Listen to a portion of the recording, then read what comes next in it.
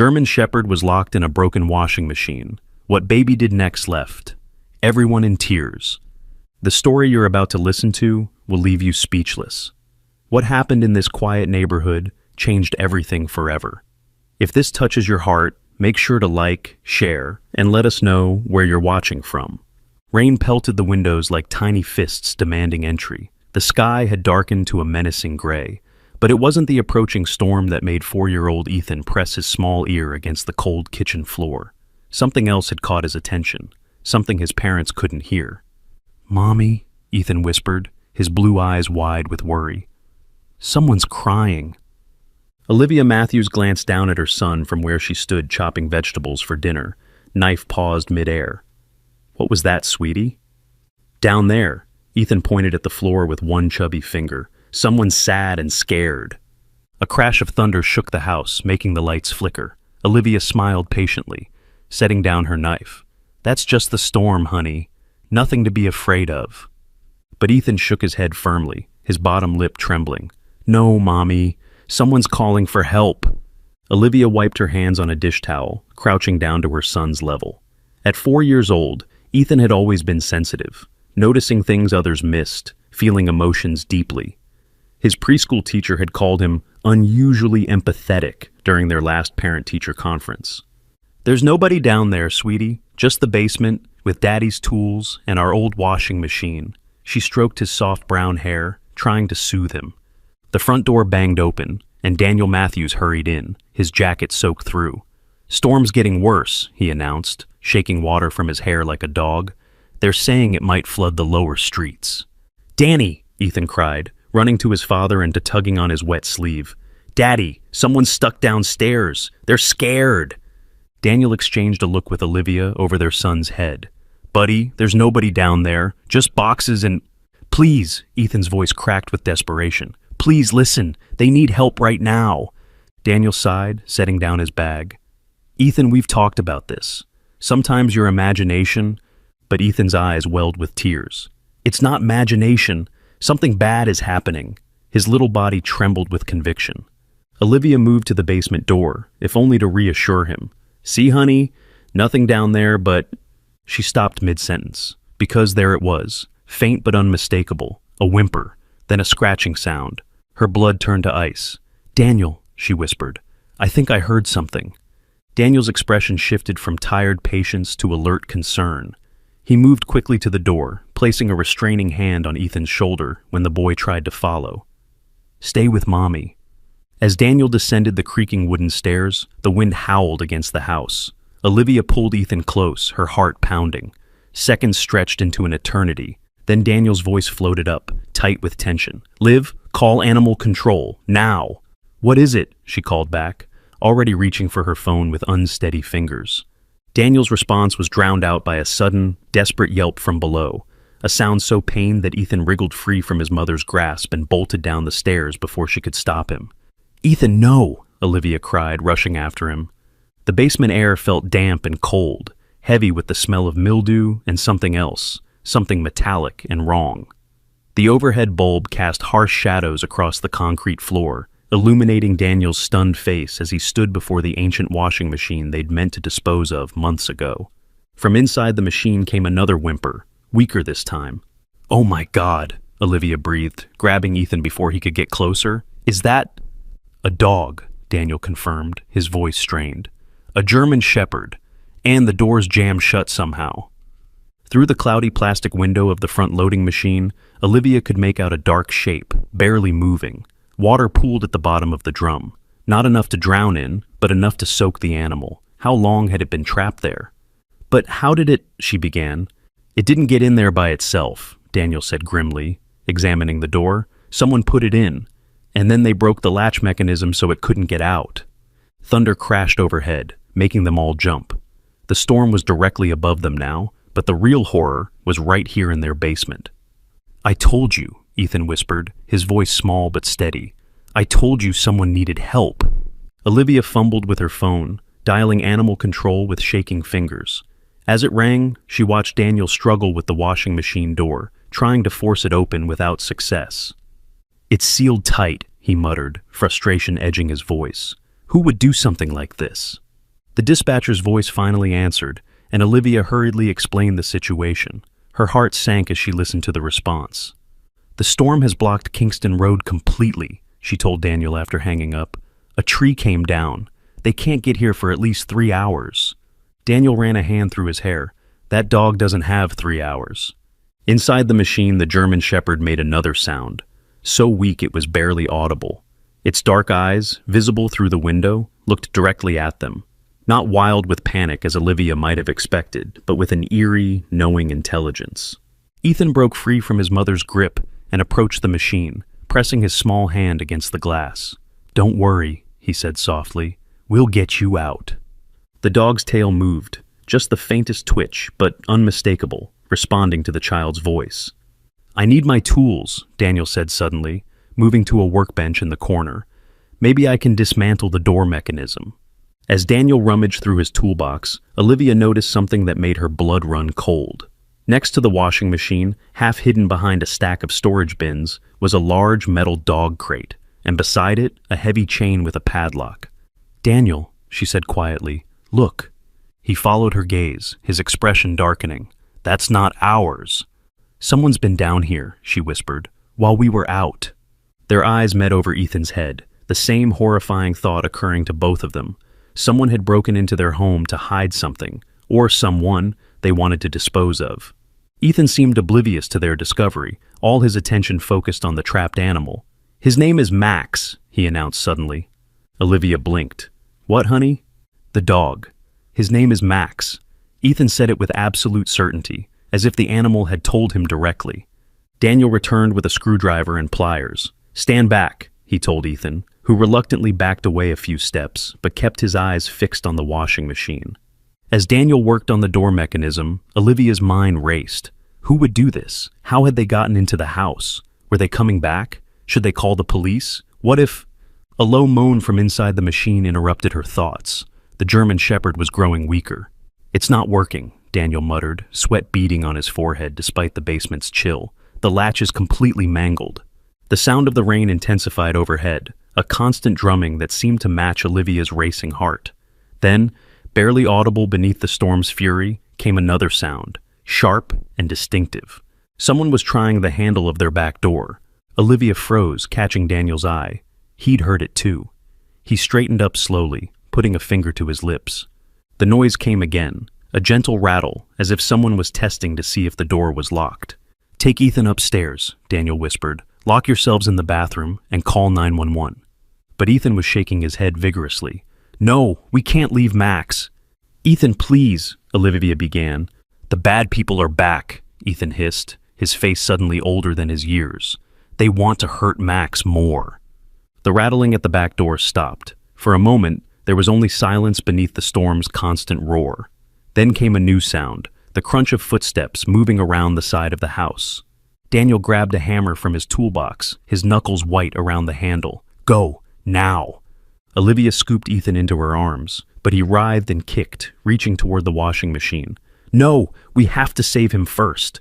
Inside the machine, the dog lifted its head with visible effort, looking directly at the child. It made a sound, not quite a bark, not quite a whine, something in between, something urgent. And then Ethan went completely still in Olivia's arms. His body relaxed, but his eyes remained locked with the dog's through the cloudy plastic door. "He says they want him back because he knows too much," Ethan whispered. "He got away from the fighting place." A chill ran down Olivia's spine. Dog fighting. The words hung in the air, unspoken but understood. Daniel's expression hardened as the pieces fell into place. "Take Ethan," he repeated to Olivia. "I'll deal with this." But before anyone could move, they heard the distinct sound of breaking glass from upstairs. Someone had gotten in. Daniel immediately killed the basement light, plunging them into darkness. "Behind the workbench," he breathed. "Now." Clutching Ethan to her chest, Olivia crept toward the corner Daniel had indicated. Her foot kicked something metal, Daniel's toolbox, sending a wrench skidding across the concrete floor with a sound that seemed deafening in the darkness. They all froze. Overhead, floorboards creaked. Someone was walking through their kitchen. The footsteps paused at the sound from the basement, then changed direction, coming toward the basement door. In Olivia's arms, Ethan suddenly went rigid, Without warning, he slipped from her grasp and darted across the dark basement. "Ethan!" she gasped, reaching for him blindly. But he was already at the washing machine, his small silhouette barely visible in the dim light filtering through the basement windows. What was he doing? The basement door at the top of the stairs began to open. A thin wedge of light cut through the darkness. Daniel moved silently, positioning himself at the bottom of the stairs, hammer raised. Olivia's heart threatened to burst from her chest as she fumbled for her phone, trying to dial 911 without looking at the screen. A beam of light swept the basement, a flashlight. It caught Daniel first, illuminating his defensive stance. "What the hell?" a gruff voice exclaimed. The flashlight beam wobbled, then steadied on Daniel's face. "Who are you?" Daniel didn't lower the hammer. "I live here. Who are you?" The stranger didn't answer. Instead, the flashlight beam swept across the basement, finding the washing machine, and Ethan crouched beside it. "Get away from there, kid," the voice commanded sharply. But Ethan didn't move. Instead, he did something that made Olivia's heart stop. He turned the handle on the washing machine door. It opened. The door that Daniel had struggled with for the past 20 minutes swung open at the touch of a 4-year-old's hand, as if it had never been jammed at all. The German Shepherd tumbled out in a wet heap, its dark fur matted and filthy. For one terrible moment, it didn't move. Then its sides heaved with a deep breath, and it shakily pushed itself to its feet. The flashlight beam jerked back to Daniel. "That's private property," the intruder snapped. "You got no right to interfere." "Private property?" Daniel echoed incredulously. "You broke into my house." The beam of light wavered. "Your house?" Confusion colored the gruff voice. "This is supposed to be empty. Foreclosed." "We bought it 3 months ago," Daniel said, his grip on the hammer unwavering. "Now, who are you, and what are you doing in my home?" There was a moment of silence, broken only by the storm and the sound of the German Shepherd's labored breathing as it pressed itself against Ethan's small body. Then, without warning, the flashlight clicked off. Footsteps thundered up the stairs. The intruder was running. Daniel sprinted after him, taking the stairs 2 at a time. Olivia finally managed to connect with 911, her voice shaking as she reported the break-in. In the darkness of the basement, Ethan knelt beside the German Shepherd, his arms wrapped around the dog's wet neck. "It's okay, Max," he murmured. "You're safe now. I heard you calling." The dog made a sound, not quite a whimper, not quite a growl, and licked the child's face once, deliberately. Its eyes, reflecting what little light remained in the basement, looked almost human in their intensity. When Olivia managed to turn on her phone's flashlight and direct it toward them, she gasped. The dog's condition was worse than she'd imagined. Its ribs protruded sharply beneath its wet fur. Old scars crisscrossed its muzzle and sides, telling a story of cruelty that made her stomach turn. But what truly shocked her was how the massive animal curled protectively around her son, positioning its body between Ethan and the stairs, as if guarding him from whatever might come down them. Above them, she could hear Daniel moving around, presumably searching for the intruder.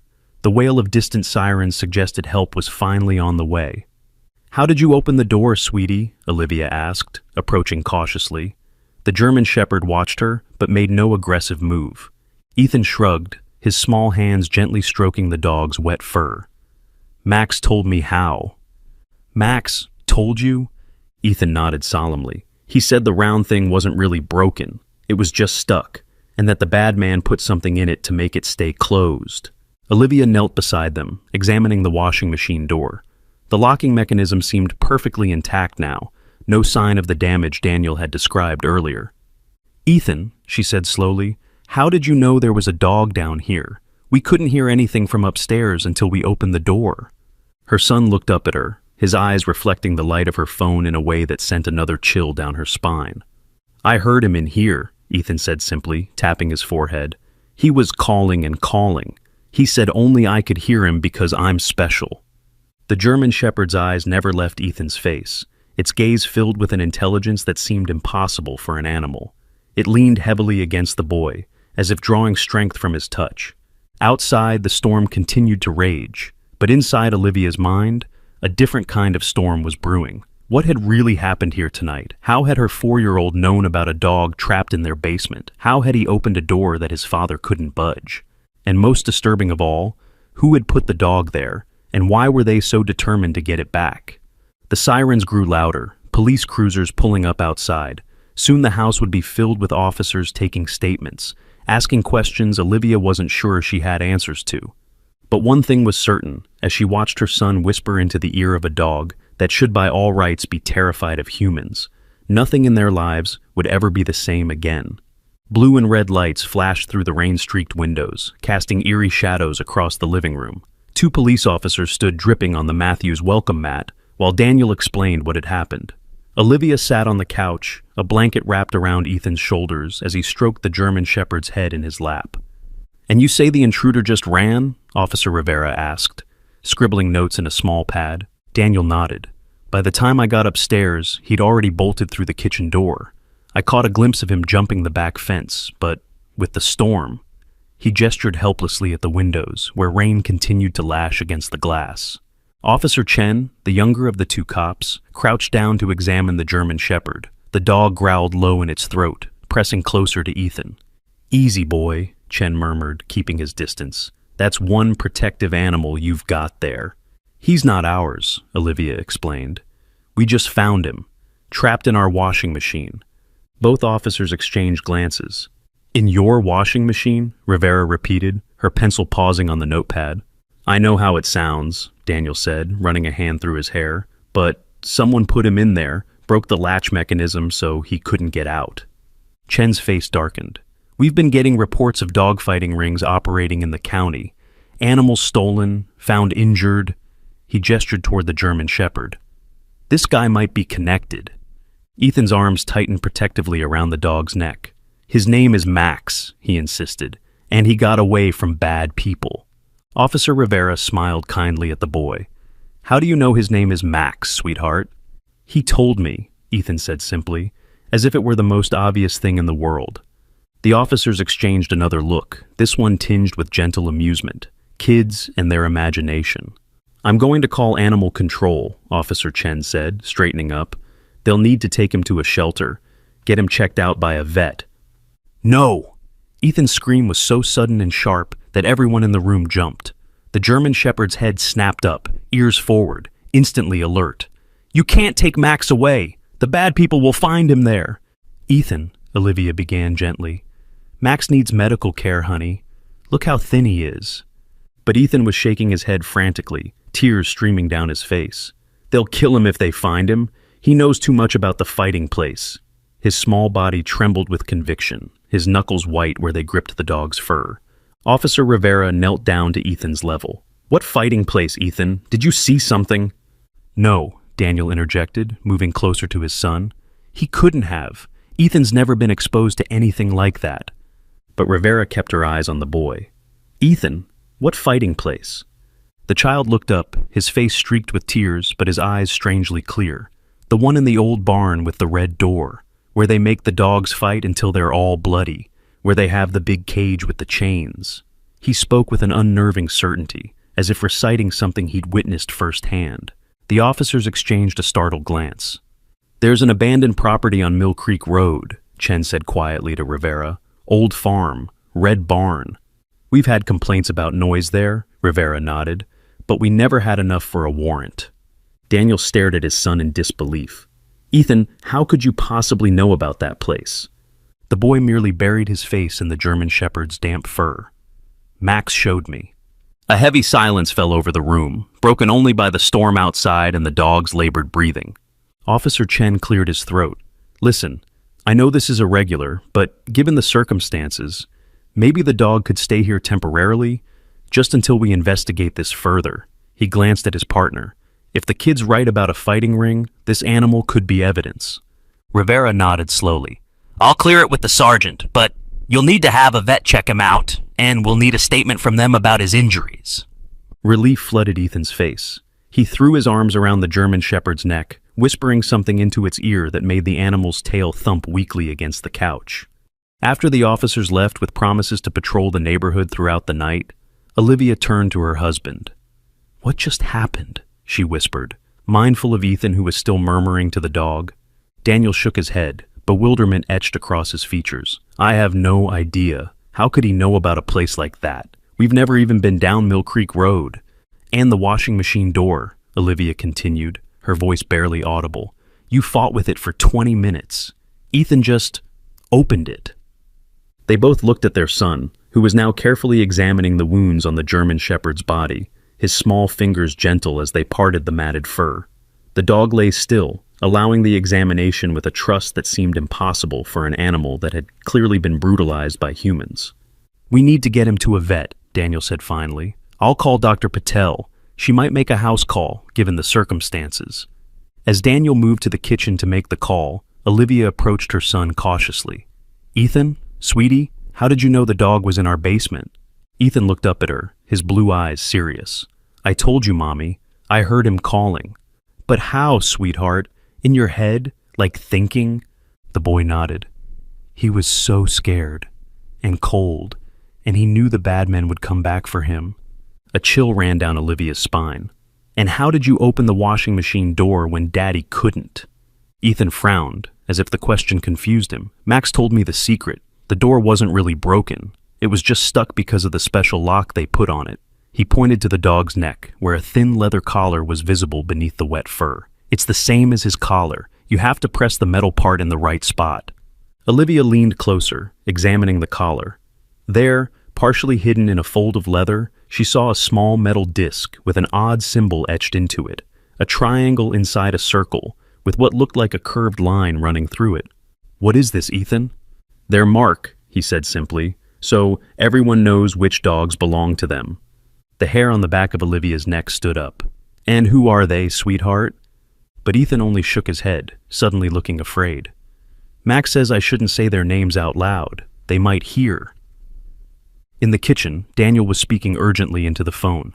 "Yes, Dr. Patel, I understand it's late. It's an emergency. No, not our pet. A German Shepherd we found. Yes, I think he's been abused. Yes, we've called the police already." Olivia stroked her son's hair, trying to soothe away the fear she saw in his eyes. "It's okay, sweetheart. You don't have to say anything you don't want to." Ethan nodded gratefully, then turned his attention back to the German Shepherd. "Max needs water, Mommy, and food, but not too much at once, or his tummy will hurt." Olivia went to the kitchen, filling a bowl with water and grabbing some leftover chicken from the refrigerator. When she returned, she found Ethan examining something on the dog's paw. "Look," he said, pointing to a small patch of fur that seemed darker than the rest. "They put something on him." Olivia set down the bowls and knelt beside them.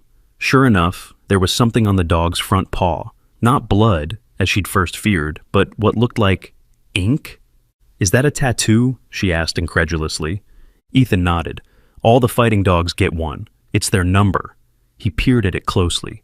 873. Daniel returned from the kitchen, his face grim.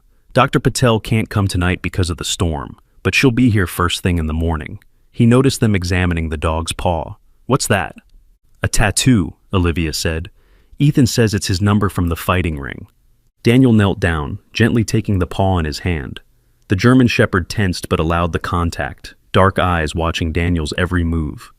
873, Daniel read, frowning. "How would they keep track? There must be records somewhere." "Max says there's a big book," Ethan offered, "with all the dogs' names and how many fights they won and how much money they made." Daniel and Olivia exchanged another worried glance over their son's head. "Ethan," Daniel began carefully, "how do you know all this? I need you to be honest with us." The boy looked up, his expression open and sincere. "I told you. Max is telling me." "You mean the dog is talking to you? With words?" Ethan thought about this for a moment. "Not words like talking, more like pictures and feelings. But I understand what he means." He stroked the German Shepherd's head, and the animal leaned into his touch, eyes half closing in what looked like relief. "He says I'm the only one who can hear him, because I'm special." Before Daniel could respond, the power went out, plunging the house into darkness. The storm had finally taken down a transformer. "Stay here," Daniel said, fumbling for his phone to use as a flashlight. "I'll get the emergency lanterns from the garage."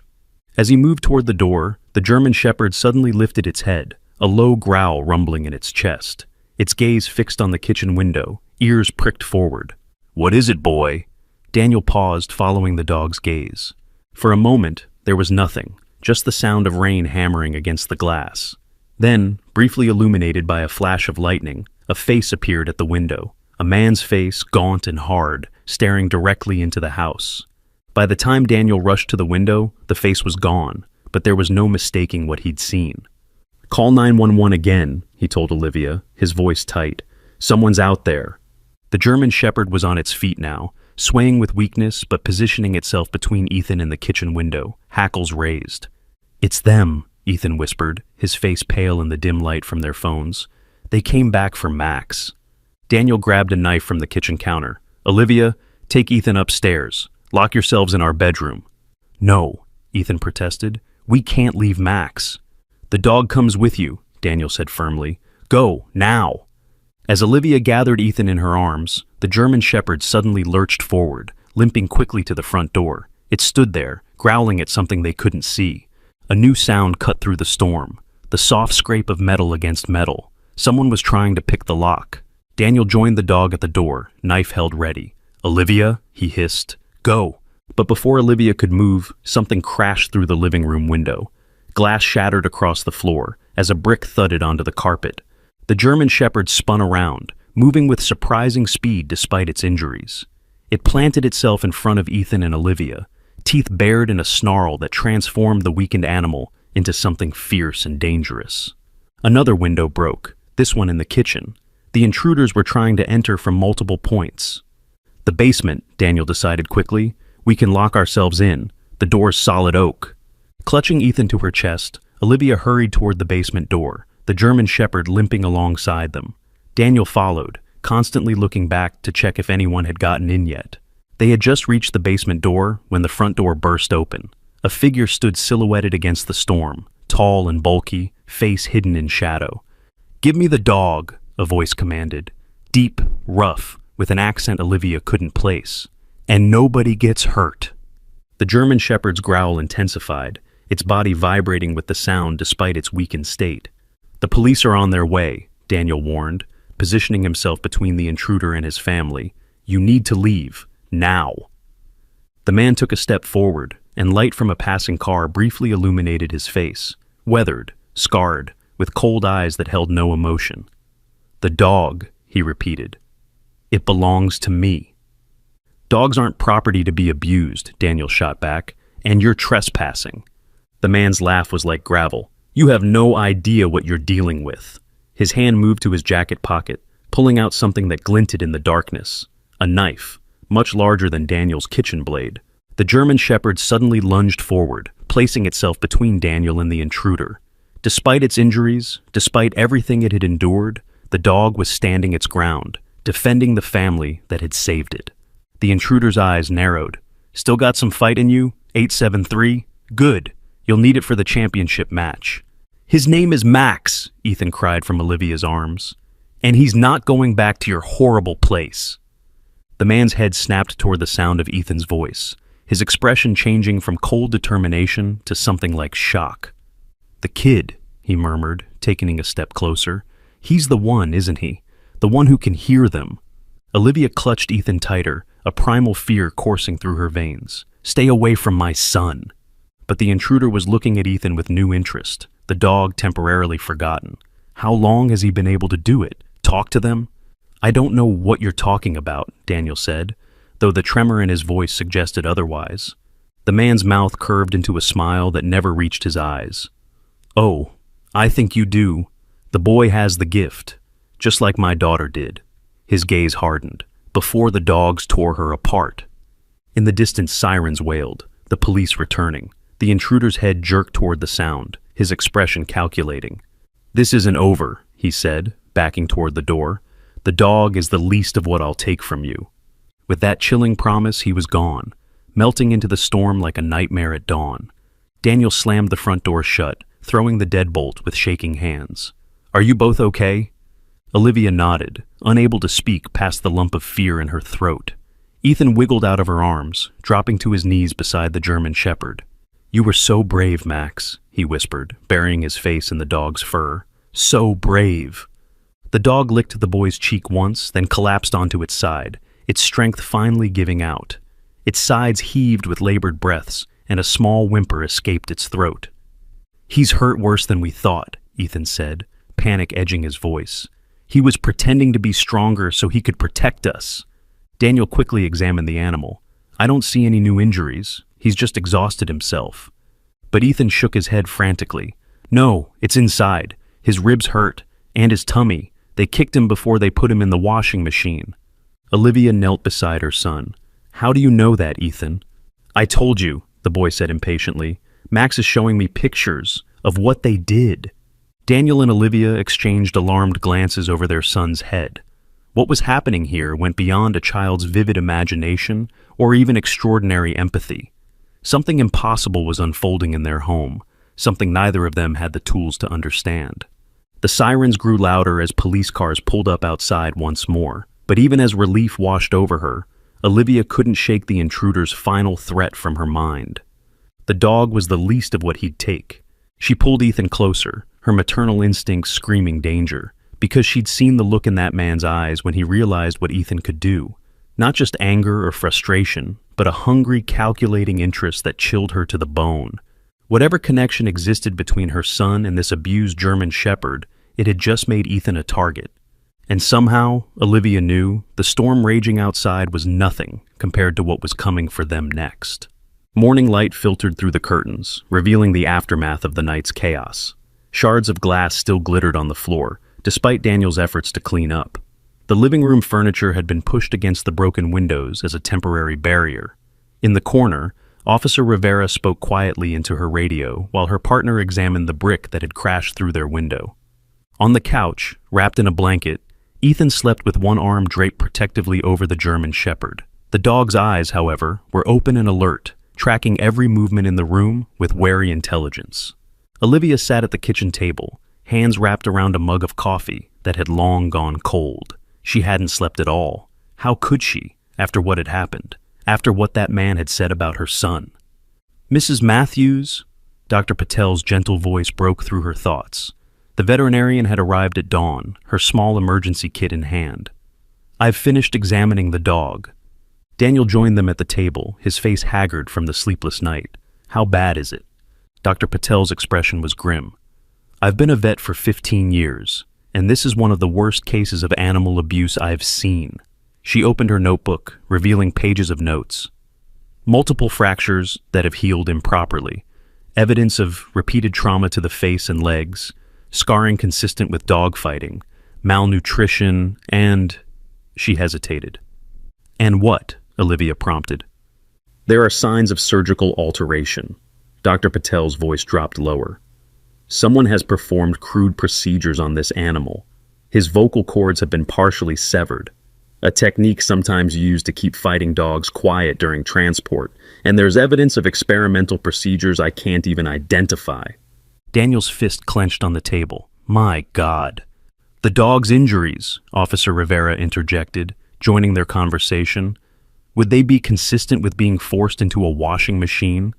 Dr. Patel nodded. The recent bruising patterns would match that scenario, but there's something else. She pulled out her phone, showing them a close-up photo of the tattoo on the dog's paw. This isn't just an identification number. It's a registration mark. International. What does that mean? Olivia asked. It means, Rivera said grimly, that this isn't some local dog-fighting operation. This is organized crime. These animals are worth thousands, sometimes hundreds of thousands, to the right buyers. Daniel ran a hand over his face. But why go to such lengths to recover one dog? Breaking into our house multiple times, risking arrest? Because Max knows things, came Ethan's small voice from the doorway. He stood there in his rumpled pajamas, eyes too serious for a 4-year-old. He saw their faces. He knows where the fighting place is, and he knows about the special dogs. All the adults turned to look at him. Special dogs? Rivera asked carefully. Ethan nodded solemnly. The ones like Max, the ones who can talk in your head. An uncomfortable silence fell over the kitchen. Dr. Patel exchanged a glance with Officer Rivera, the kind of look adults share when a child says something wildly imaginative. But Olivia had seen too much in the past 12 hours to dismiss her son's words. Ethan, what do you mean by special dogs? Ethan padded across the kitchen floor and climbed into a chair. Max says they're trying to make dogs that can talk to people, but not with barking, with thoughts. He tapped his forehead. In here. Ethan, Daniel began gently. Dogs can't. 873 was in the experimental program, Ethan continued, his voice taking on an oddly formal quality, as if he were reciting information. They use drugs and electric things on their brains. Most dogs die, but Max didn't. He got better at it instead. Dr. Patel's professional composure slipped for a moment. That's impossible. Is it? Olivia heard herself ask. How else could Ethan have known about the dog in our basement, or about the red barn, or the tattoo? Children have vivid imaginations, Dr. Patel offered weakly. Imaginations don't open washing machine doors that grown men can't budge, Daniel countered. Officer Rivera was studying Ethan with new interest. You said this dog, Max, shows you pictures in your head. What kind of pictures, Ethan? The boy's face clouded. Bad ones. Men with masks, dogs fighting until they bleed, a room with metal tables and bright lights. He looked down at his hands. And a girl who could hear the dogs too, before they heard her. Rivera's pen paused on her notepad. A girl? The man who came last night, Olivia said quietly. He mentioned his daughter, said she had the same gift as Ethan. Before the dogs tore her apart, Daniel added, his voice hollow. Officer Chen, who had been examining the broken window, joined them. We need to get this family to a safe location, he said to Rivera. If what they're saying is even partially true... A sudden bark from the living room cut him off.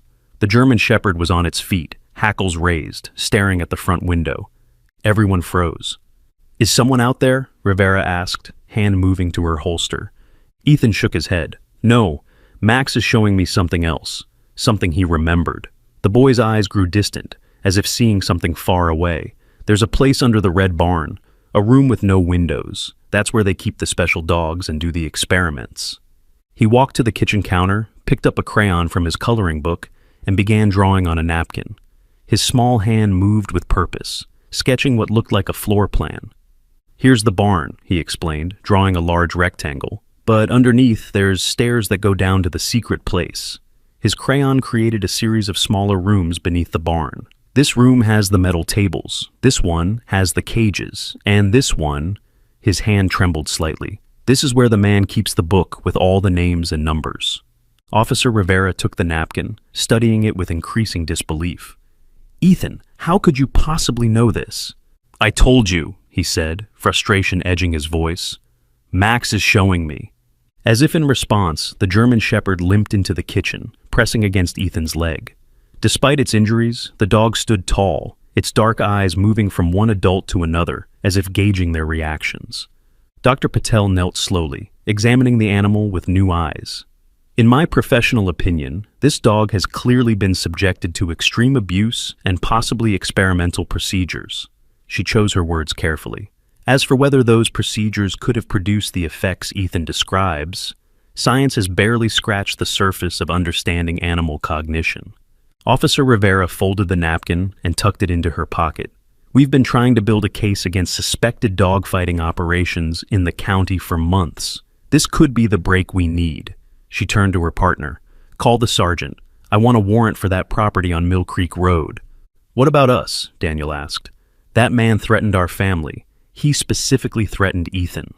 We'll arrange for protective custody, Rivera assured him. Pack some essentials. We'll move you to a safe location until we can investigate this fully. As the adults began making arrangements, Ethan knelt beside the German Shepherd, whispering into its ear. The dog's tail gave a feeble wag, and it licked the boy's cheek once, gently. What are you telling him? Olivia asked, approaching cautiously. Ethan looked up, his eyes shimmering with tears. That we won't let the bad people hurt any more dogs. That Max is going to help catch them. Olivia stroked her son's hair, a mixture of pride and fear twisting in her chest. Is that what Max wants to do? Ethan nodded solemnly. He says it's why he escaped, so he could find someone who could hear him, someone who could help stop them. He wrapped his arms around the dog's neck. He was looking for me, Mommy. The conviction in her son's voice sent a chill down Olivia's spine. This wasn't just a child's fantasy or an extraordinary coincidence. Something profound was happening, something that defied rational explanation. As they packed a few belongings under Officer Chen's watchful eye, Olivia found herself in Ethan's room, folding his favorite pajamas into a small backpack. The German Shepherd had followed them upstairs, unwilling to let Ethan out of its sight. "Does Max tell you anything else?" she asked her son, trying to keep her voice casual.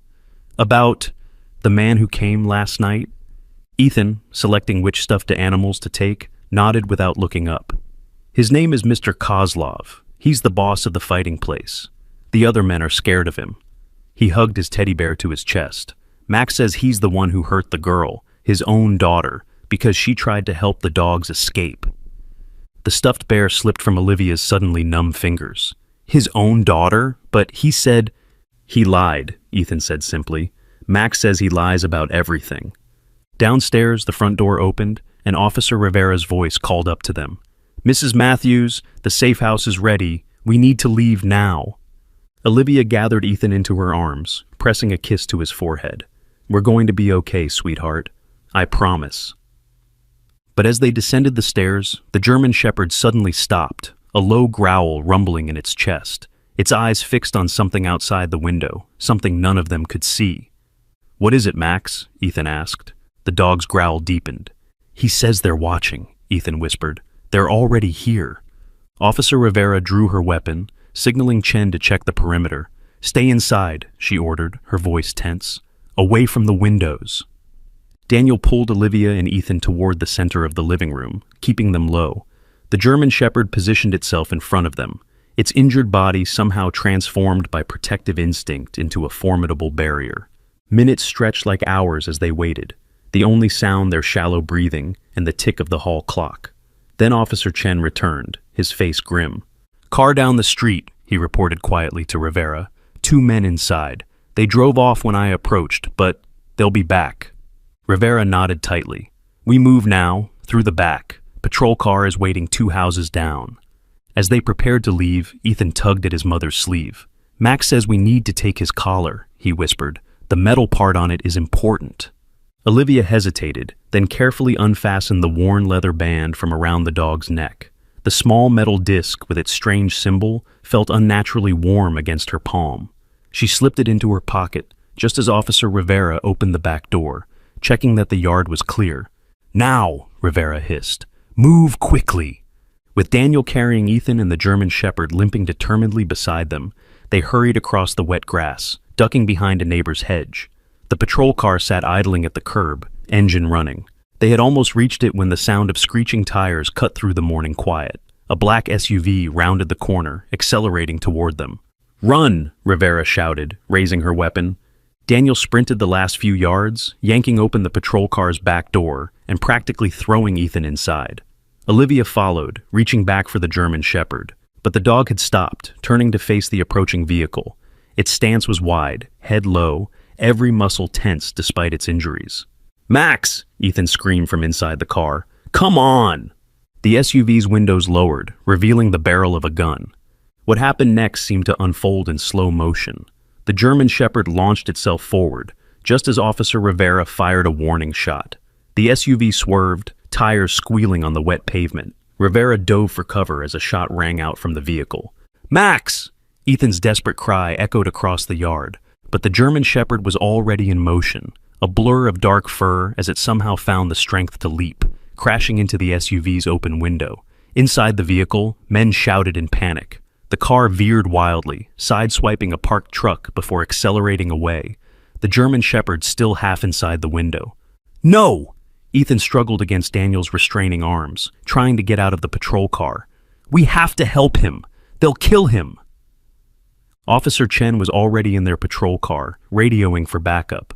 "All units, black SUV heading north on Elm Street, suspects armed, officer fired upon, request immediate assistance."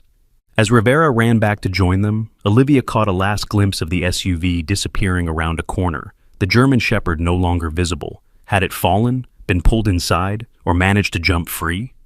"We have to go after them," Ethan sobbed, his face contorted with grief and fear. "Please, Max needs me." "We will, honey," Olivia promised, her own voice breaking. "The police will find them."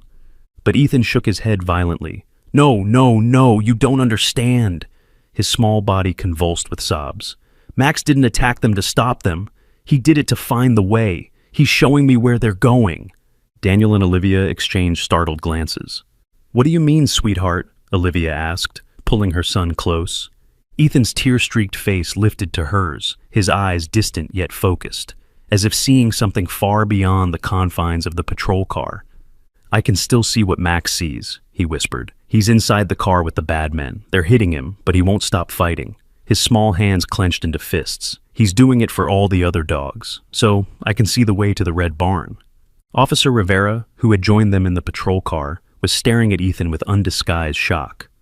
"You're saying you can see through the dog's eyes, right now?" Ethan nodded, wiping tears from his cheeks. "They're on a road with lots of trees. There's a broken mailbox shaped like a fish, and now they're turning onto a dirt road." His breathing quickened. "Max says I have to remember everything, so you can find the bad place and save all the dogs."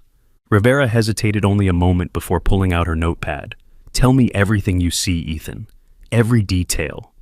As they drove toward the safe house, Ethan described landmark after landmark: a lightning-struck tree, an old tractor in a field, a bridge over a creek with graffiti on its side. His voice grew stronger with each description, as if the connection between him and the German Shepherd was intensifying rather than fading with distance. "They're stopping," he said suddenly, his body going rigid. "Big metal gate with chains. One of the men is getting out to open it." "Mill Creek Road runs into a private access road about 5 miles north," Officer Chen said from the driver's seat.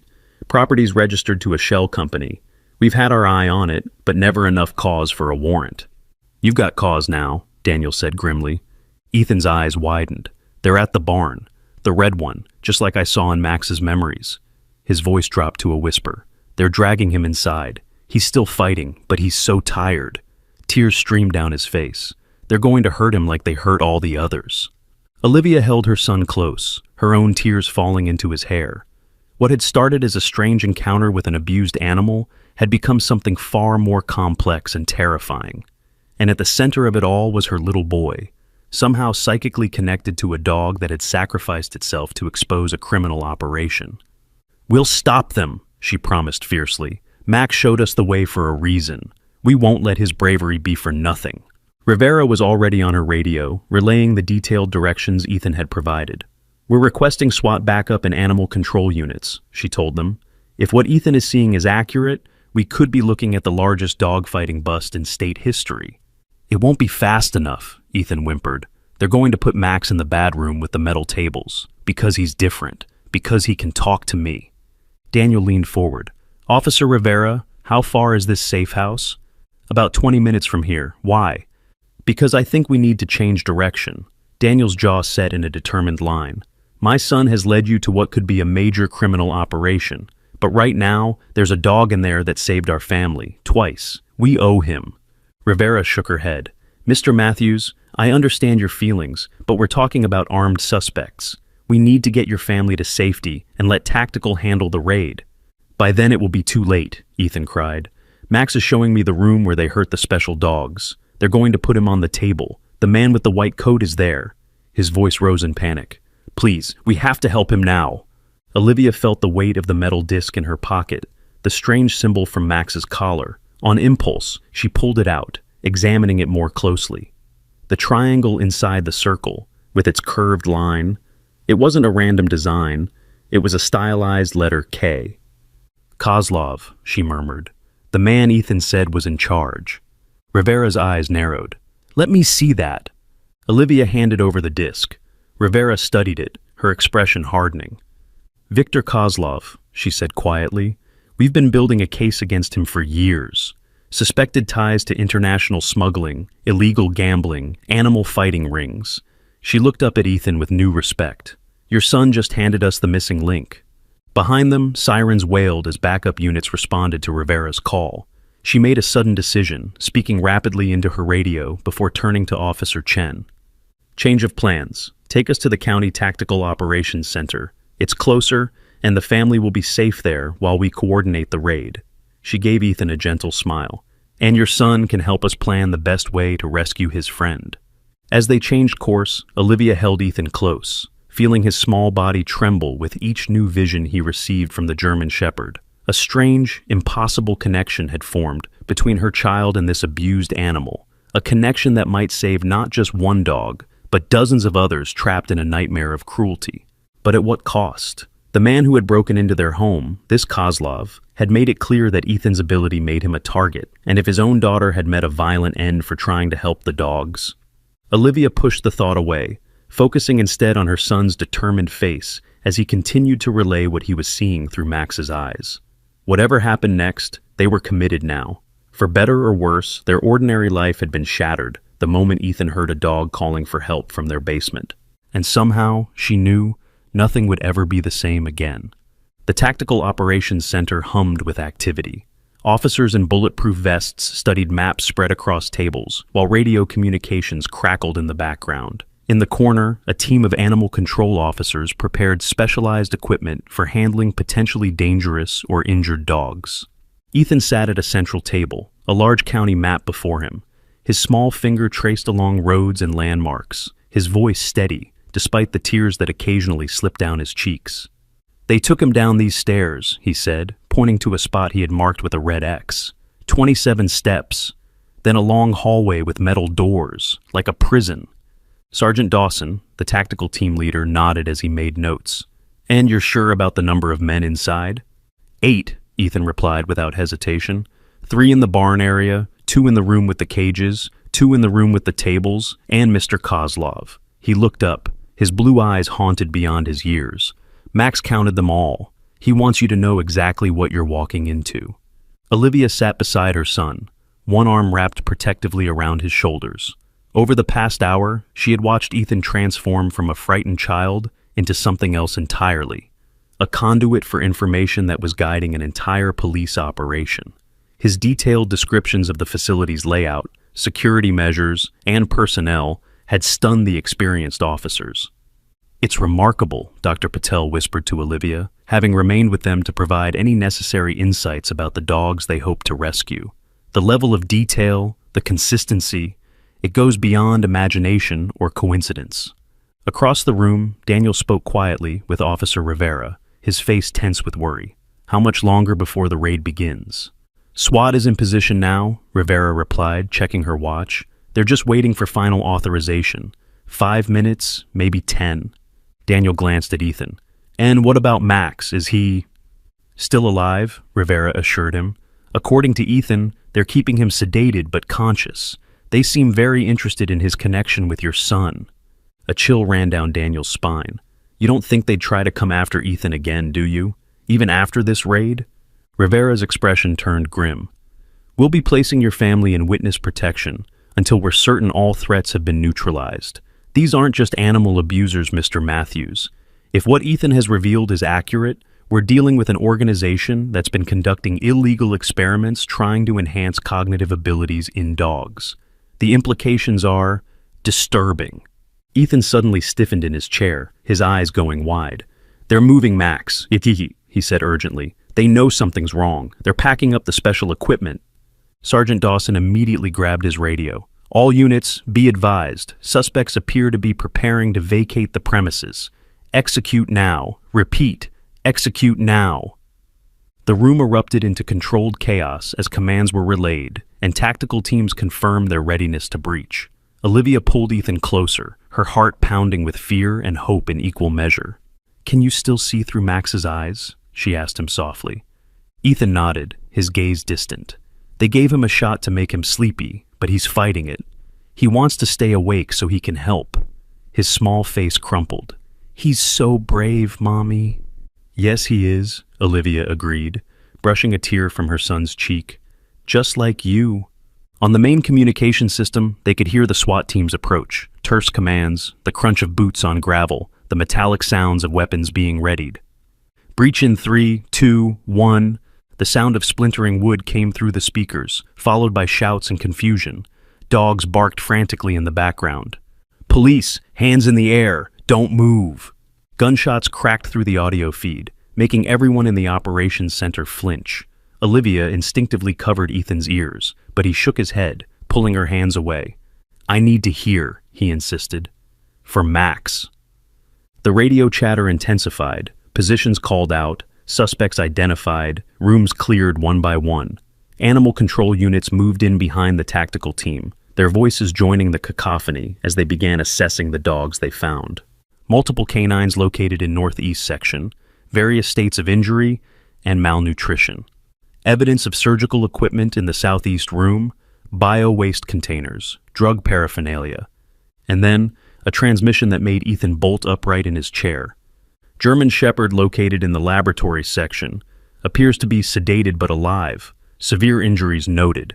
"Max!" Ethan cried, relief flooding his face. "They found him!" But his smile faded as quickly as it had appeared. His eyes closed, his expression contorting with concentration. "What is it?" Olivia asked, alarmed by the sudden change. "Ethan? Kozlov isn't there," he whispered. "Max doesn't see him anywhere. He got away through a tunnel under the big metal table." His eyes flew open, panic written across his features. "There's another exit. You have to tell them." Sergeant Dawson was already on the radio, relaying the warning. "All units, be advised. Possible hidden exit in the laboratory area. Primary target may have escaped. Secure the perimeter. Repeat, secure the perimeter." The minutes that followed were tense with uncertainty. Reports filtered in of suspects captured, dogs secured, evidence collected, but no sign of Viktor Kozlov. A hidden tunnel had indeed been discovered, leading to a concealed exit nearly a quarter-mile from the main compound. "Tracking dogs are on the way," Rivera informed them. "If he's on foot, we'll find him." Ethan shook his head slowly. "He had a car waiting. I saw it through Max's memories. A black car with special wheels for driving in mud." His voice dropped to a whisper. "And he took something important from the room with the metal tables, papers, and a little silver box." Dr. Patel, who had been listening intently, frowned. "Research data, perhaps? If they were conducting some kind of cognitive enhancement experiments—" "We'll find him," Rivera promised, though Olivia detected a note of uncertainty in her voice. Men like Kozlov, wealthy, connected, ruthless, had ways of disappearing. A new voice came through the communications system, requesting veterinary assistance for the German Shepherd immediately, condition deteriorating. Ethan gasped, his hands flying to his temples. "Max!" he cried. "No, no, no! He's slipping away!" Dr. Patel was already gathering her medical bag. "I need to get out there," she told Rivera urgently. "That dog needs immediate care." "I'll take you," Rivera decided, grabbing her keys. "A patrol car will get us there faster than waiting for transport." "We're coming too," Daniel said firmly, his arm around Ethan's trembling shoulders. "That dog saved our family. We're not going to let him die alone." For a moment, Rivera looked like she might refuse. Protocol would dictate keeping civilians, especially children, away from an active crime scene, but something in Ethan's desperate expression seemed to change her mind. "Stay with me at all times," she ordered, "and you'll need to wear protective gear." 10 minutes later, their patrol car screeched to a halt at the perimeter of what had once been an ordinary-looking farm. The red barn stood in the center of the property, surrounded now by police vehicles, their lights flashing against the morning sky. Officers led handcuffed men to transport vans, while animal control workers carried cages toward their specialized vehicles. Ethan barely noticed any of it, his attention focused solely on the barn ahead. "Hurry," he pleaded, tugging at Dr. Patel's sleeve. "Max is getting more tired. He can't hold on much longer." They were escorted through the barn, past evidence technicians photographing fighting rings and training equipment, and down the stairs Ethan had described with such precision. 27 steps, exactly as he'd said.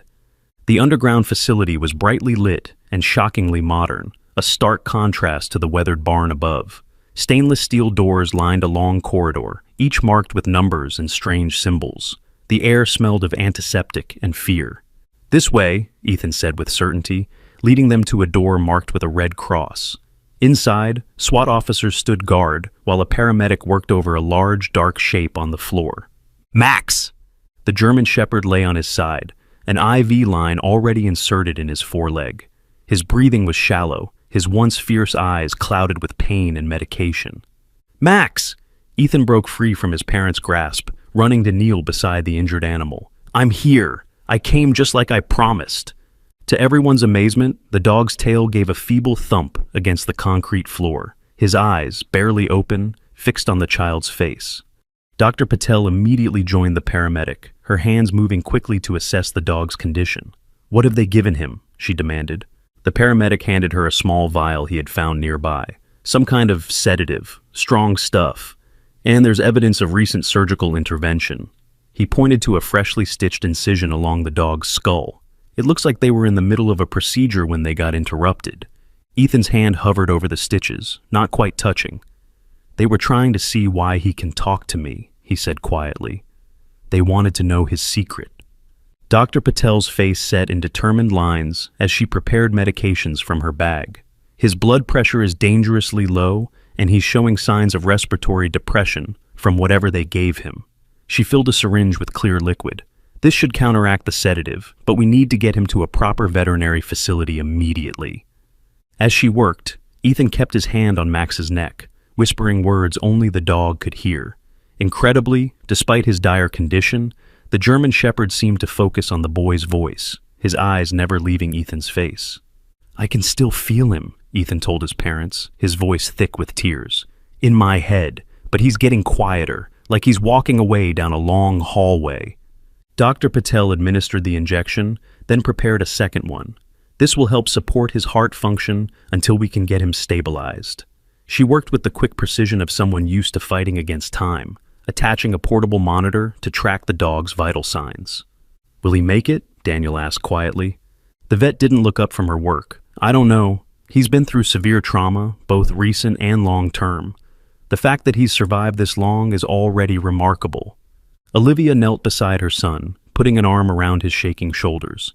"Ethan, can you still feel Max in your mind?" The boy nodded, his face streaked with tears. "He's saying goodbye," he whispered.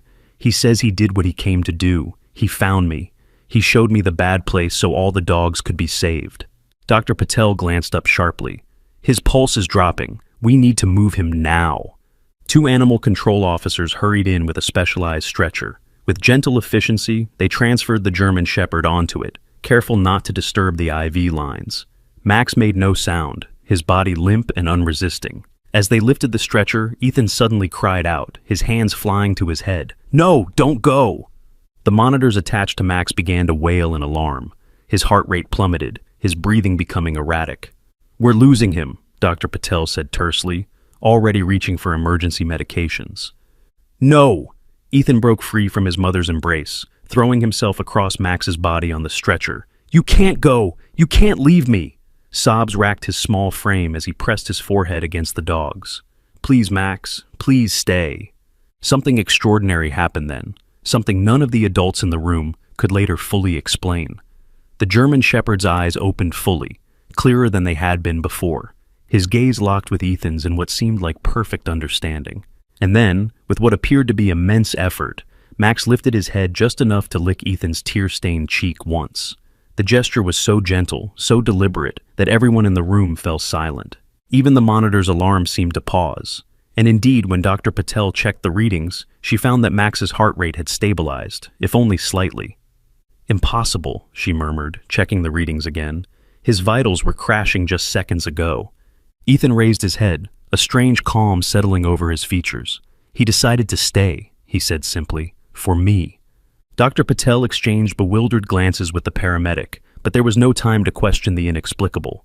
"We need to get him to the clinic now. Every minute counts." As they rushed Max out to the waiting animal control vehicle, Ethan refused to be separated from him. "I have to stay with Max. Kiss," he insisted when Olivia tried to pull him back. "He needs me to hold on." Something in her son's voice, a certainty beyond his years, made Olivia relent. "We'll follow right behind them," she promised.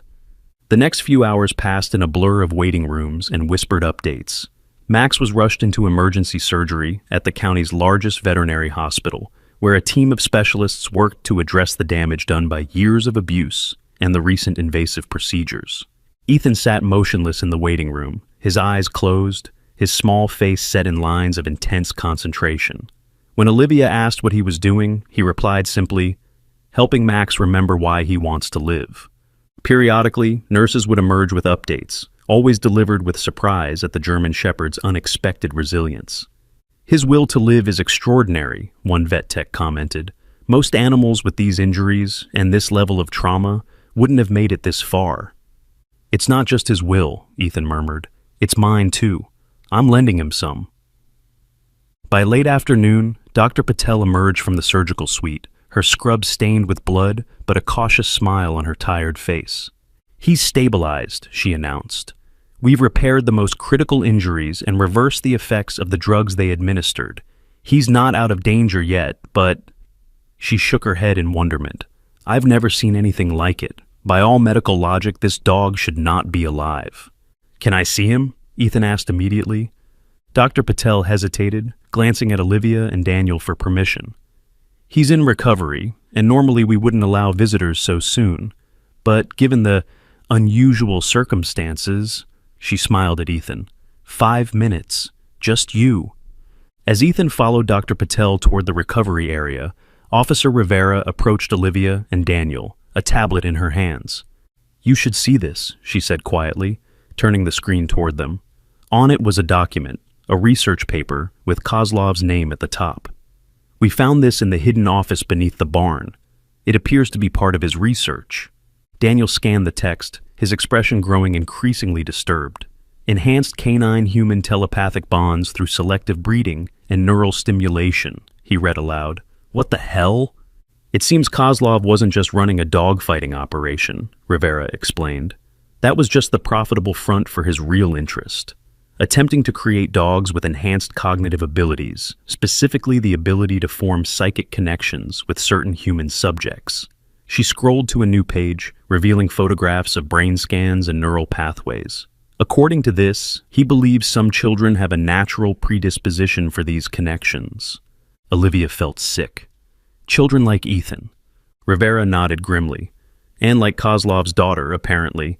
There are references here to Subject Zero, a juvenile female who demonstrated exceptional receptivity to canine neural patterns."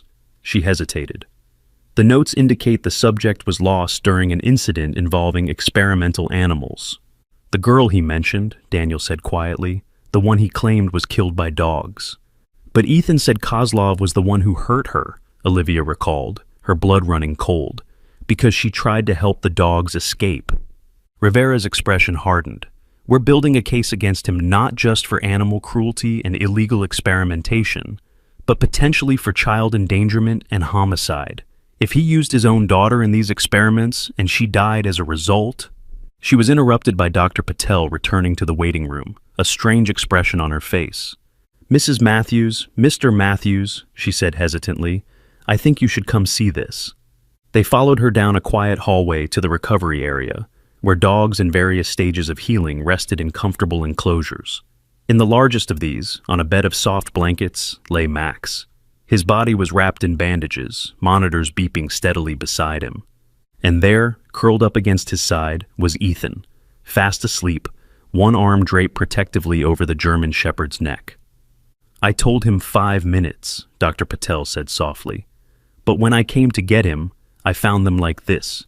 And look at the monitors." The vital signs displayed on the screen beside Max's bed were stronger than they had been before, heart rate stable, oxygen levels improved. "It's as if being near your son is literally helping him heal," Dr. Patel murmured. "I can't explain it medically, but I don't think we should separate them just yet." Olivia and Daniel stood in silence, watching their son sleep peacefully, beside an animal that, against all odds, had fought its way back from the brink of death. An animal that had somehow formed a connection with Ethan that defied rational explanation. "What happens now?" Daniel asked quietly. "With Max, I mean." Dr. Patel sighed. "Legally, he's evidence in an ongoing criminal investigation. Once he's recovered enough, he would normally be placed in a specialized rehabilitation facility for fighting dogs." She glanced at Ethan's sleeping form. "But given the exceptional circumstances—" "He belongs with Ethan," Olivia said firmly. "Anyone can see that." Rivera, who had joined them at the recovery room window, nodded slowly. "I think we can make a case for that arrangement, especially considering your family will be in protective custody until Kozlov is apprehended." She studied the unlikely pair, the small boy and the battered German Shepherd, drawing strength and comfort from each other. "Besides, I'm not sure anyone could separate them at this point if they tried." As if aware of being watched, Max's eyes opened slowly. Despite the heavy pain medications, his gaze was clear and intelligent as it moved from face to face before settling on Olivia. In that moment, she could almost believe what Ethan had claimed, that this wasn't just an animal, but a being capable of complex thoughts and connections. A being that had chosen her son, specifically, to communicate with. Max's tail gave a single, deliberate thump against the blankets. Then he sighed deeply and closed his eyes again, his body relaxing into sleep. Beside him, Ethan smiled in his dreams, a smile of such peace and certainty that it brought tears to Olivia's eyes. Whatever strange bond had formed between her son and this extraordinary dog, it had changed both of them forever. And perhaps, she realized, it had changed her too, for she now found herself believing in something she couldn't see or measure, a connection that transcended ordinary understanding. They found each other for a reason, she whispered, more to herself than to anyone else. And I think this is just the beginning.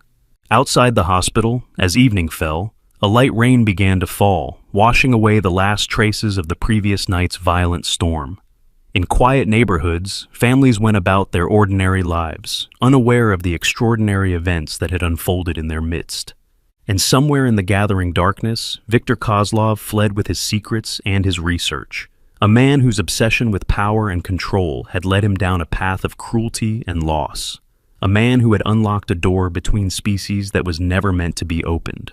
But in a small recovery room, bathed in the soft glow of medical monitors, a different kind of connection flourished, one built on compassion rather than control, on love rather than fear. A small boy and a brave dog, healing each other with every shared breath, every shared thought. Their story was far from over. In fact, it had only just begun. 3 weeks later, the Matthews family settled into their temporary home, a comfortable lakeside cabin provided by the Witness Protection Program. Windows overlooked calm waters that reflected the autumn trees in brilliant shades of red and gold. To casual observers, they might have seemed like any family enjoying a peaceful retreat from city life. But the unmarked patrol car that drove by at regular intervals told a different story, as did the secure phones, the check-in protocols, and the new names they were learning to answer to. For now, they were the Sullivan family, David, Emily, and little Connor Sullivan, new arrivals from out of state, and with them, their loyal German shepherd, Shadow, a name chosen to honor what Max had been through while protecting his true identity. The morning sun streamed through the kitchen windows as Olivia, now Emily, prepared breakfast. Daniel, David, sat at the table reviewing security procedures with Officer Rivera, who visited twice weekly. And on the wide porch that wrapped around the cabin, Ethan, Connor, sat cross-legged beside Max, who lay stretched out in a patch of sunlight. The transformation in the German Shepherd over these 3 weeks had been nothing short of miraculous. Though still thin, his coat had begun to regain its luster. The wounds from his years of abuse were healing, leaving scars that would fade but never disappear completely. Dr. Patel, who drove out weekly to check on his progress, had pronounced his recovery remarkable by any medical standard. But the most profound change was in his eyes. Once dull with pain and fear, they now shone with alertness and something that could only be described as contentment. When he looked at Ethan, there was an unmistakable recognition, a depth of understanding that went beyond ordinary animal intelligence. From her place at the kitchen window, Olivia watched her son and the dog. Ethan's lips moved in quiet conversation, though no one else was present. After a moment, Max's tail thumped against the wooden porch, and he lifted his head to lick the boy's cheek, a gesture that had become their familiar ritual. "Still talking to him, huh?" Daniel observed, coming to stand beside her at the window. Olivia nodded. "All the time. And I'm starting to think—" She hesitated, still uncomfortable voicing what her heart had come to accept. "I'm starting to think he really can hear what Max is saying." Daniel was quiet for a moment, watching their son laugh at something only he could hear.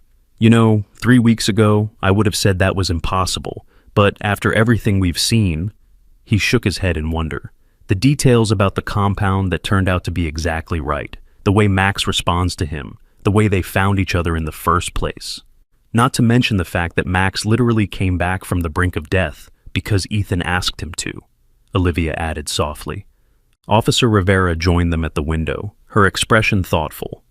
"The forensic evidence we recovered from Kozlov's lab supports the possibility," she said. "The research, while highly unethical, was methodical. There were successful trials documented with other dogs and certain human subjects, particularly children under the age of 10. "What about Kozlov's daughter?" Daniel asked. Did you find anything more about what happened to her? Rivera's face darkened.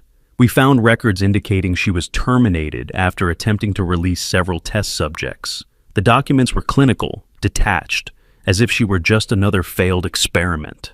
His own daughter, Olivia whispered, horrified anew. What kind of monster? The kind we're determined to find, Rivera assured them.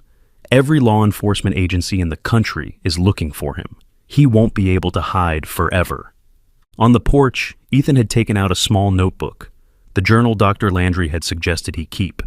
The child psychologist, specially cleared for their situation, had been visiting twice a week to help Ethan process his experiences. It seems to help him organize his thoughts, Dr. Landry had explained during her last visit, and if his connection with Max is as real as it appears to be, documenting it could be invaluable, both for Ethan's emotional processing and potentially for understanding this phenomenon. Now Ethan wrote carefully in the journal, occasionally looking up at Max as if confirming something. The dog watched him with patient attention, his head tilted slightly in what almost looked like curiosity. I've never seen anything like their relationship, Rivera commented, in all my years on the force. It goes beyond a boy and his dog, Olivia agreed. It's as if they understand each other completely. She paused, then added more hesitantly, Last night, I heard Ethan asking Max about his life before, about the fighting rings, and then Ethan was crying. When I went to check on him, he said Max was showing him memories of the other dogs who didn't make it out. Daniel ran a hand through his hair. Do you think that's healthy, him experiencing all that suffering? Dr. Landry says it might actually be healing for both of them, Olivia replied. Ethan is the first one who's truly understood what Max went through, and Max helps Ethan feel like his difference, his sensitivity, is a gift rather than something strange or wrong. Their conversation was interrupted by a sharp bark from the porch. All three adults turned to see Max on his feet, stance rigid, ears forward, staring intently toward the tree line that bordered the property. Ethan was immediately alert, setting down his journal and moving to stand beside the German Shepherd. Max says someone's watching us, he called to his parents, his voice tight with sudden fear. Rivera's hand went instantly to her holster. Stay inside, she ordered, moving quickly to the front door. Lock it behind me. Daniel pulled Olivia away from the window, already reaching for the secure phone to alert the protection detail. Ethan, get in here now. But Ethan hesitated, one hand buried in Max's ruff. The German Shepherd hadn't moved, his attention fixed on something none of them could see. His growl was low and continuous, not the frantic barking of an ordinary guard dog, but the calculated warning of a predator assessing a threat. It's not Kozlov, Ethan said suddenly, his head tilted as if listening. Max says it's someone else, someone who smells like medicine and dogs. Rivera paused at the door, frowning. Medicine and dogs? Before anyone could respond, a figure emerged from the trees, a woman, slender and cautious, her hands held open at her sides to show she carried no weapons. She moved with a slight limp, and even from a distance, the scar that ran down the side of her face was visible. Federal agent, Rivera called out, her weapon drawn but pointed downward. This is a protected site. Identify yourself. The woman stopped, still keeping her hands visible. My name is Sofia Kozlov, she called back, her voice carrying a faint accent. Victor Kozlov is my father, and I've come about the dog. A collective shock passed through the adults. Kozlov's daughter, the one his research had claimed was terminated after an escape attempt. Max's growl had stopped. He stood perfectly still, head high, studying the distant figure with an intensity that was almost human. She's telling the truth, Ethan said quietly, his eyes slightly unfocused in the way that had become familiar when he communicated with Max. Max knows her. She tried to help him escape before. She gave him water when the others didn't. Rivera kept her weapon ready, but lowered it further. Approach slowly, she instructed the woman. Any sudden movements, and I will consider it a threat. As Sofia Kozlov limped toward the cabin, more details became visible. The surgical precision of the scar that ran from temple to jaw, the slight stiffness in her movements suggesting old injuries, the wary intelligence in her eyes. She looked to be in her early 30s, though the hardness in her face spoke of experiences that had aged her beyond her years. Max watched her approach, his posture alert but no longer aggressive. When she was about 20 feet from the porch, he suddenly moved forward, placing himself between her and Ethan, not threatening, but protective. 873, Sophia said softly, stopping where she was. Her eyes moved from the dog to the boy behind him. And you must be the one he found, the one who can hear him. Ethan nodded, his small hand resting on Max's back. His name is Max now, he corrected her. He's not a number anymore. A sad smile touched Sophia's lips. Max, it suits him. She turned her attention to Rivera. I'm not here to cause trouble. I've been tracking my father's operations for years, working to shut them down. When I heard about the raid on his primary facility, I knew I had to find whoever helped make it happen. Why should we believe you? Daniel demanded, who had joined Rivera at the door while keeping Olivia safely inside. You're his daughter.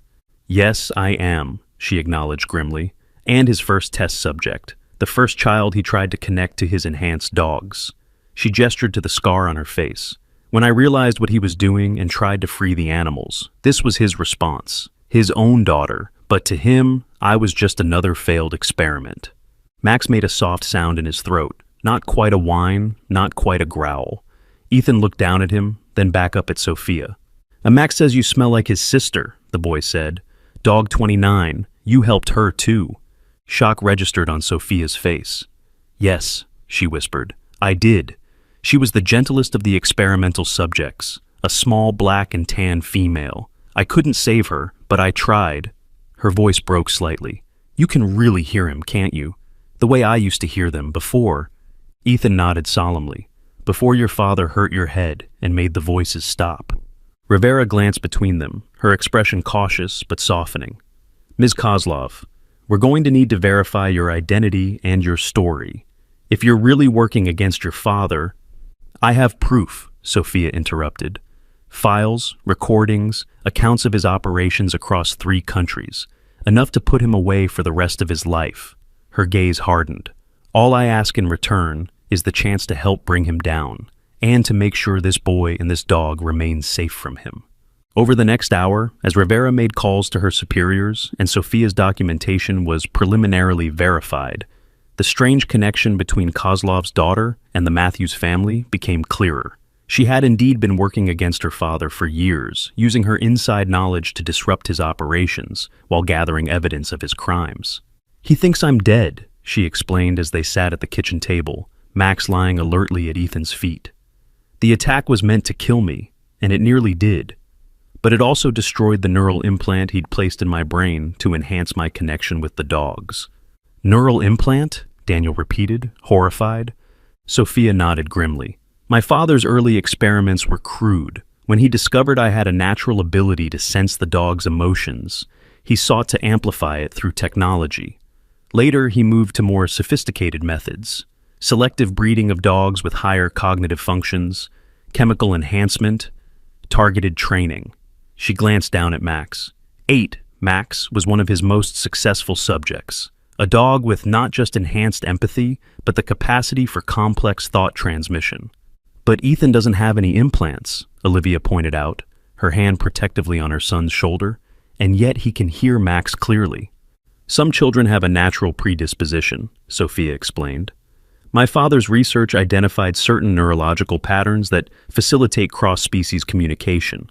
Children with these patterns can form connections without technological intervention. Connections far more nuanced than anything my father could artificially create. Ethan, who had been listening quietly, looked up at Sophia. Max wants to know if the other dogs got away, the ones from the bad place. Sophia's expression softened. Yes, they did. Almost all of them have been rescued. Some were too damaged to save, but many are being rehabilitated. She hesitated, then added gently, including a small black and tan female, Dog 29, Max's sister. The German shepherd's head lifted sharply, his dark eyes fixing on Sophia's face with sudden intensity. She survived, Sophia confirmed, as if answering an unspoken question. She's at a special rehabilitation facility where I volunteer. She's not well yet, but she's safe. Ethan's face lit up. Max wants to see her. He says she's the only family he had before us. Olivia and Daniel exchanged looks, concerned, uncertain, but unable to deny the hope in their son's eyes. That's actually part of why I came, Sophia said carefully. The facility where we're housing the recovered dogs specializes in rehabilitating animals from trauma and abuse. They have never dealt with dogs like these. dogs with enhanced cognitive abilities. They need someone who understands them, who can communicate with them. Her gaze rested meaningfully on Ethan. Our son is not getting involved in this any further, Daniel said firmly. He's been through enough already. Dad, Ethan protested, I want to help. Max's sister needs him, and the other special dogs need someone who can hear them. It wouldn't be dangerous, Sophia assured them quickly. The facility is secure, under federal protection, and your family would remain in protective custody during any visits. She leaned forward, her eyes earnest. These animals have suffered unimaginable cruelty. Many of them have given up, unable to trust humans again. But a child who can truly understand them, who can hear their thoughts and fears. She gestured to Max, who had relaxed visibly during their conversation. Look what your son has done for Max in just 3 weeks. He's healing in ways that should be impossible. Olivia studied the woman across from them, this scarred survivor who had risked everything to fight against her own father's cruelty. You can't hear the dogs anymore? Since your injury? Sophia shook her head sadly. Only faint impressions? Emotions sometimes, but not thoughts, not like before. She looked at Ethan with a mixture of wonder and regret. Not like him. As the adults continued to discuss possibilities and precautions, Ethan slipped from his chair to kneel beside Max. Their foreheads touched in what had become a familiar gesture of communion, the boy and dog perfectly still in their shared understanding. After a moment, Ethan looked up at his parents. Max says we need to help, not just his sister, but all of them, because he found me for a reason. Rivera, who had been quietly monitoring the conversation while awaiting final confirmation of Sophia's identity, spoke up. For what it's worth, the rehabilitation facility she's describing is legitimate. State-of-the-art security, top veterinary care. If your son were to visit, supervised of course, it could make a significant difference for these animals. She glanced at Max. And it might help us better understand this connection they share. Daniel sighed, looking at Olivia. In her eyes, he saw the same conflict he felt, the desire to protect their son from further involvement versus the undeniable bond that had formed between Ethan and Max. We'd need guarantees, Olivia said finally, absolute assurance of Ethan's safety, and it would be short visits only, at least at first. Ethan's face brightened, and Max's tail thumped against the floor. We can arrange that, Sophia agreed readily. And perhaps, with time, we could learn more about this ability, not to exploit it as my father did, but to understand it, to help both the children who have it and the animals they connect with. As plans began to take shape, Ethan returned to the porch with Max, retrieving his journal to record this new development. Through the window, Olivia watched them sitting together in the warm autumn sunlight, a boy whose extraordinary gift had found its purpose, and a dog whose suffering had led him to the one human who could truly understand him. Their story had begun in darkness and fear, a trapped animal, a sensitive child, a family in danger. But now it was evolving into something else entirely, a journey of healing, understanding, and possibilities none of them could have imagined. That evening, as sunset painted the lake in shades of amber and gold, the family gathered on the porch for dinner. The conversation flowed easily between serious discussions of security arrangements and lighter moments of normalcy that felt increasingly precious. Max lay nearby, his head on his paws, watching the family with contented eyes. Occasionally, his gaze would drift to the trees beyond the property, alert but no longer fearful. He's still out there, isn't he? Ethan asked suddenly, his fork pausing halfway to his mouth. Kozlov. Max can feel it. Daniel and Olivia exchanged concerned glances. Not close, Ethan clarified, as if responding to their unspoken worry. But not gone either. Max says he won't give up easily. Not on his special dogs, not on me. There was no fear in the boy's voice, only a calm certainty that would have been unsettling from a child so young, if not for the extraordinary circumstances that had shaped him over these past weeks. We won't let him get near you, Daniel promised. Either of you. Ethan nodded, returning to his dinner. I know. But Max says we need to be ready anyway, for when he comes. Later, as Olivia tucked her son into bed, she found herself studying his face in the soft glow of the nightlight. The same sweet features she had always loved, now marked by an awareness beyond his years. Are you afraid, sweetie? She asked softly. About Kozlov? Ethan considered this, his blue eyes thoughtful. Not really, he decided. Not with Max here. And not with you and Daddy and Officer Rivera and Ms. Sophia watching out for us. He snuggled deeper under his covers. Besides, Max says being afraid doesn't help. Being ready does. Olivia smoothed his hair back from his forehead. When did you get so wise? A small smile curved his lips. Max says I always was. I just needed him to help me find it. From his place on the rug beside Ethan's bed, Max lifted his head, those intelligent eyes meeting Olivia's. In that moment, she could almost believe she felt it too, a gentle brush against her consciousness, like a reassurance that went beyond words. "Good night, my brave boy," she whispered, kissing Ethan's forehead. "Sweet dreams." "Night, Mommy," he murmured sleepily. Max says good night, too. As Olivia closed the door, leaving it open just a crack the way Ethan preferred, she heard her son's voice drift into the hallway. Soft, sleepy words meant for canine ears alone. "Don't worry, Max. When he comes, we'll be ready. Together." In the quiet that followed, a low rumbling sound emerged, not quite a growl, not quite a purr. The sound of a promise between two beings connected by something science could barely begin to comprehend. Outside, the first stars appeared above the lake, reflecting in its still waters. A night bird called from the forest edge, and somewhere in the vast darkness beyond their protected haven, a man with cold ambition and colder methods plotted his next move, unaware that what he had created through cruelty and control had transformed into something far more powerful through compassion and love. The bond between a boy and a dog, a bond that would change everything. In Ethan's room, Max settled his head on his paws, dark eyes fixed on the door as they would remain throughout the night. Vigilant, protective, devoted. And in his dreams, Ethan walked beside him through sunlit meadows, boy and dog, two minds intertwined, their shared path stretching endlessly before them.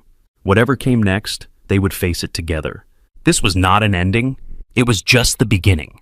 If this story touched your heart, please like, share, and let us know in the comments where you're watching from. Your support helps us bring more incredible true stories to light. Although the events of this story were dramatized, they're inspired by the extraordinary bond that can exist between humans and animals, a bond that sometimes seems to transcend ordinary understanding. And remember, every day, countless animals still need rescue from situations of abuse and neglect. Consider supporting your local animal shelter or rescue organization, because sometimes the animal you save might just save you in return.